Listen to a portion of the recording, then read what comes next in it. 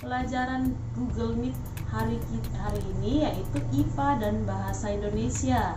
Sebelum kita mulai pembelajaran, anak-anak ambil sikap berdoa yang baik. Kita akan mulai pembelajaran dengan berdoa dipimpin oleh Belvana. Belvana, silakan. Bu Lydia, putus-putus. Sekarang kita berdoa terlebih dahulu. Ambil sikap berdoa dipimpin oleh Belvana. Belvana, silakan.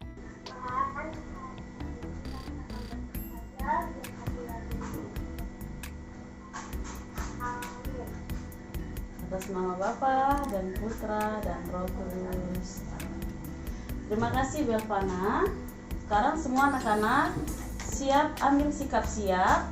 Kita menyanyikan lagu Indonesia Raya 3 stansa. Perhatikan liriknya anak-anak. Silakan bernyanyi di rumah, tidak usah dibuka mute-nya agar tertib. Ambil sikap siap.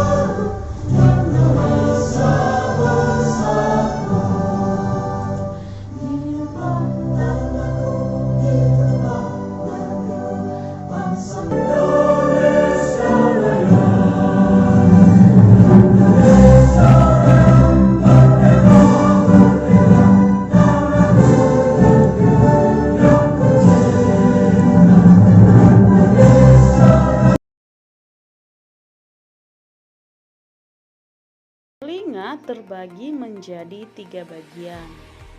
Telinga bagian luar yaitu daun telinga. Daun telinga berfungsi untuk menangkap getaran bunyi. Kemudian, lubang telinga berfungsi meneruskan bunyi ke telinga tengah. Kemudian liang telinga.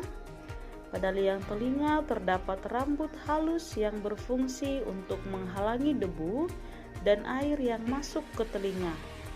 Pada bagian ini juga terdapat kelenjar minyak dan kelenjar keringat.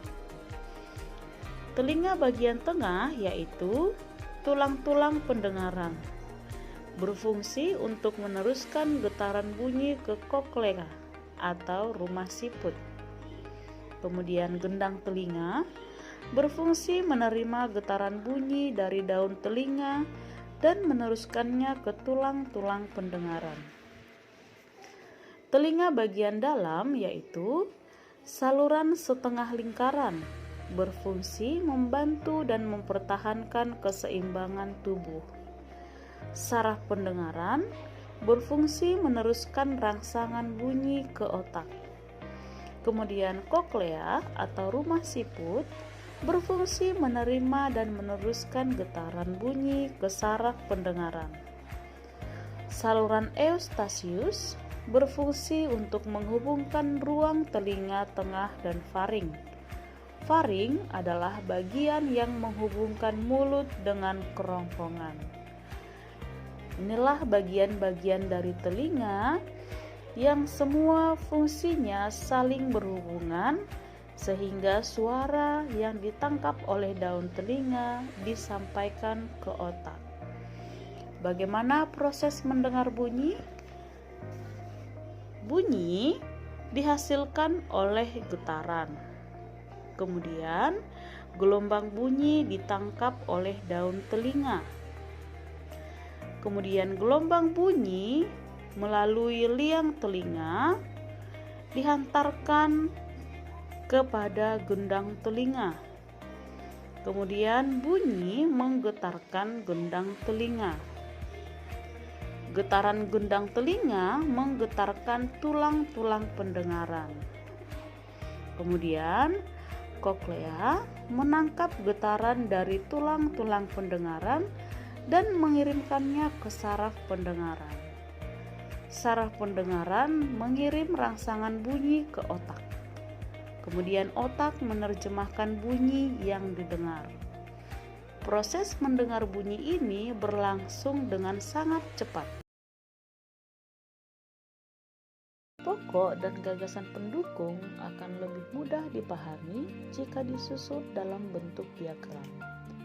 Cara menentukan gagasan pokok dan gagasan pendukung dalam bentuk diagram adalah: 1. Bacalah paragraf dengan seksama. 2. Cermatilah kalimat pertama hingga kalimat terakhir. 3. Tentukanlah gagasan pokok dan gagasan pendukung paragraf. 4. Gagasan pokok adalah bagian inti, dapat ditulis di bagian atas atau tengah. 5. Gagasan pendukung adalah cabang-cabang dari gagasan pokok, dapat ditulis di bagian samping atau bawah gagasan pokok. Kita perhatikan sebuah teks pada paragraf berikut ini. Indonesia memiliki berbagai bahasa daerah, misalnya bahasa Batak, bahasa Jawa, dan bahasa Sunda. Keragaman bahasa di Indonesia tidak membuat bangsa Indonesia terpecah-pecah. Bangsa Indonesia tetap menjaga persatuan dan kesatuan. Bangsa Indonesia dipersatukan oleh bahasa persatuan, yaitu bahasa Indonesia. Nah, dari teks paragraf berikut ini, kita pilih dulu yang mana bagian gagasan pokok dan yang mana bagian gagasan pendukung. Di materi sebelumnya, kita sudah mencari bagaimana untuk memilah gagasan pokok dan gagasan pendukung. Bagaimana contoh dalam bentuk diagram? Perhatikan diagram berikut ini. Bagian tengah itu adalah gagasan pokok. Gagasan pokoknya adalah Indonesia memiliki berbagai bahasa daerah. Gagasan pendukungnya itu kita buat cabang-cabangnya. Gagasan pendukung yang pertama, bangsa Indonesia tetap menjaga persatuan dan kesatuan. Gagasan pendukung yang kedua, bahasa Indonesia mempersatukan bangsa Indonesia. Kemudian gagasan pendukung yang ketiga, keragaman bahasa tidak memecah belah bangsa. Nah, dengan membuat dalam bentuk diagram, kamu akan lebih gampang memahami gagasan pokok dan gagasan pendukungnya. Halaman 24 nanti Ibu kirim lagi ke grup, ditulis ulang, semua harus melengkapi. Ya. Biar nanti kamu lebih paham lagi pelajaran bahasa Indonesia membuat bentuk gagasan pokok dan gagasan pendukung dalam bentuk diagram. Oke? Ada yang bertanya sebelum kita mengakhiri pembelajaran kita? Ya, berarti Jadi dikirim atau enggak? Enggak usah dikirim. Ibu minta tanggung jawabmu saja. Ya? Oke, karena nanti kalau kamu nggak menulis sama aja, kamu itu nanti waktu PH nggak tahu nanti dari mana, ya. Kedisiplinannya Ibu minta dalam pembelajaran. Oke, kita tutup pembelajaran kita dengan doa penutup dipimpin oleh Berati. Silakan Berati. Bu, bisa diulang kok paragraf keempat gagasan pokok. Nanti Ibu kirim fotonya ya, Wenderhan ya. Ibu foto yang Ibu tulis, nanti Ibu kirim di grup, nanti Wenderhan cocokin ya. Isi ya Wenderhan. Oke, yuk berarti. Teman-teman, mari kita berdoa. Bapak. Tuhan, terima kasih atas pembelajaran-Mu yang Kau sudah berikan untuk kami hari ini.